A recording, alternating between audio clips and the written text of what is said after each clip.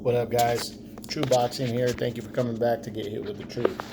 So I'm coming to you today with the what's next on Robert Easter Jr. following his 12 round, or I think it was a 12 round unanimous decision over Ryan Martin when they competed on a Showtime card on Saturday, February 20th. Now, Easter was my sixth ranked fighter at 140 pounds coming into this fight. Before we jump into that, guys, show me some love. Shoot me, thumbs up, thumbs down if you don't like it, positive or negative comments. I appreciate it.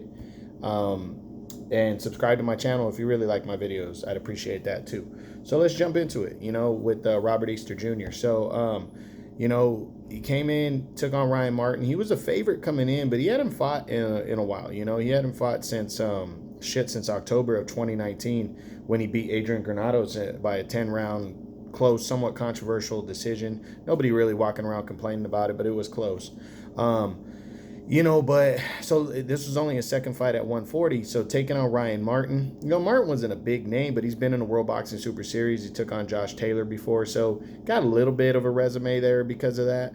And that was his only loss. So, we wanted to see how he was going to handle facing another, I don't know if I'd call Ryan Martin legit, like top 10 legit, but another established guy, established in terms of weight, Ryan Martin. So I like the opponent selection here, and he dominated Ryan Martin. He really picked him apart, outboxed him, outworked him, and he actually stood back and boxed. And I really respect that because, Robert Easter can box. He can trade and he can go at it with you, but he's a very good boxer. He has that skill set.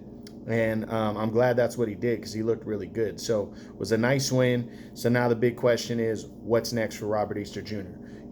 Like usual, Robert Easter is one of those guys that people aren't lining up to fight. So I haven't really heard anything since the win. Been a couple weeks now. And it's up in the air on what he's doing next. We really don't know. None of the governing bodies at 140 have even ranked him yet, and I'm surprised. He's still like number 5 by the WBA at 135, but he's a solid 140 pounder now, junior welterweight. So, and I got him number 6 in the division based on what he's done in his career and stuff. So, I mean, I think he deserves to jump into the rankings, and I'm hoping we see him do something next. But let's run through the top 10 and see what is realistic, even though right now it's kind of there's not a lot of realistic choices, but let's see what is out there. Start with number 1, the undefeated Josh Taylor, the unified champion. Taylor's fighting Jose Ramirez next. We know that in May. If he wins, he likely gives up a belt, and he's probably going to go after a big fight in the second half of the year. I don't think Robert Easter Jr., especially with Taylor, being a top rank co-promoted guy, I don't think he's going to want to face a guy like Robert Easter who's with the PBC. It's not a big fight. And if he were to beat Jose Ramirez, I just don't see that one. If he loses, I don't see it either. I don't think he's going to want to take the risk against a guy like Robert Easter. Number 2, Jose Ramirez. Same thing. Ramirez is a PBC guy. As a top rank guy. Win or lose, this is a tough fight to make. And, if he wins, does he want to face a guy like Easter who's not a huge name and kind of an awkward style? And if he loses, does he want to face a guy like Easter next and take that risk? It's just one of those high risk, low reward fights that doesn't make sense either way. Number 3 is Regis Prograis. Now, here's a fight is believable. Prograis had links with the PBC. He's fighting on a Triller pay-per-view next against I forget who he's fighting, but man, I would love to see him take on a guy like Robert Easter. Prograis's been getting avoided, so this would be a good opponent for him to choose right here, and I really hope he does because I like this fight. So we'll see. I could see this one happening second half of the year if Prograis doesn't get a bigger fight. I could see him facing somebody like Robert Easter to kind of move his way towards a bigger fight, like an Adrian Broner fight, like he's been calling out, or something like that. So this one is one to watch for right here. I like that fight. Number 4 is Jose Sapeda, the former 2-time world title challenger. Sapeda's lined up to fight for, he's the number 1 contender in WBC. He's lining himself up to fight for the vacant title, most likely, because I don't think the winner of Taylor and Ramirez is going to want to fight him next. Too big of a risk, so I don't see it. Number 5 is Victor Postol. I like this matchup for Robert Easter if he wants to take a risk, because Postol, I'm not sure who he's tied to. His fight prior to his fight with Jose Ramirez was on a Showtime card. So I don't know if he's a free agent at Postol and can fight wherever he wants, but he's a former champ. He's established. He's coming off a hard-fought decision loss to Jose Ramirez when he fought for the title.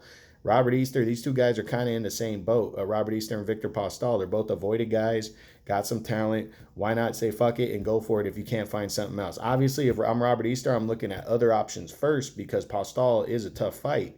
But I like this matchup right here. So, I think it makes sense. Easter's number 6. Number 7 is Pablo Cesar Cano. Cano's fighting next. He's a Golden Boy guy. Golden Boy and the PBC aren't going to get together for this fight, so I don't see it. I'm forgetting my top 10 right here, guys. I know I got Adrian Granados and Ivan Barianchik towards the back of the top 10. I don't see a rematch with Granados, and I don't see Barianchik either. I can't exactly remember right at the tail end of my top 10 who's hanging around there. There's not a lot of big names at 140 in the second half of the top 10, but there are, other options are what if the WBA ranks him, high, next after his win over Ryan Martin, and he were to take on a guy like Albert Puello, who was supposed to fight Rances Barthelemy, and for the interim title. That's an option. I think there's options out there for Robert Easter. The PBC just needs to find that fight for him because he's willing to fight anybody, and he wants to kind of invest himself at 140. So I want to see what he does. He's an avoided fighter, so don't expect anything too soon, but I hope he gets somebody like a Regis Prograis or Victor Postol. I hope those fights are realistic because that busts him into the top 5 if he could pull off the win. So we'll see what happens.